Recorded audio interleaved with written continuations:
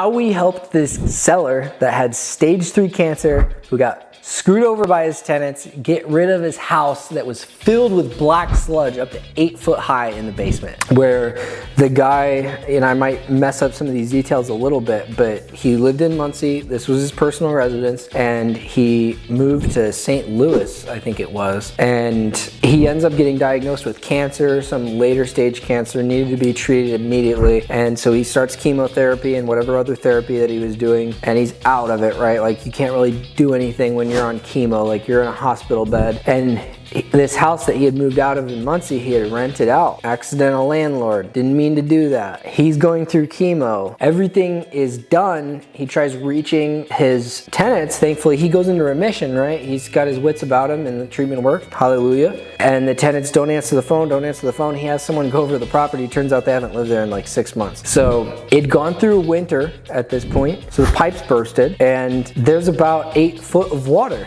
in the bottom of the house, and it's wood floors upstairs too. So I actually ended up going to Muncie and bought a pump to get it out, because all of these water remediation companies that we were getting quotes from to try to get this property ready, help this guy get rid of it, they were saying thousands of dollars, thousands and thousands, over $10,000. It wasn't gonna work. He had a mortgage on the property. So he got screwed by the tenants, and now the basement's filled with water. I go down there. I'd never used one of these pumps before. It took all day to get it down to 2 feet of water, and it was absolutely disgusting. The basement was filled with all sorts of stuff, and the water was just completely pitch black. And somehow, miraculously, this house had been sitting with water in it for probably about a year now in the basement. There was a swimming pool down there. There was no warping in the wood upstairs. It made absolutely no sense, but the guy was blessed. And so because of that, we were able to get that water down, allow someone to be able to walk the basement, and we sold the house, got rid of it for that guy. He never even had to leave St. Louis. He was there the whole time, never came back to Indiana to sell the house.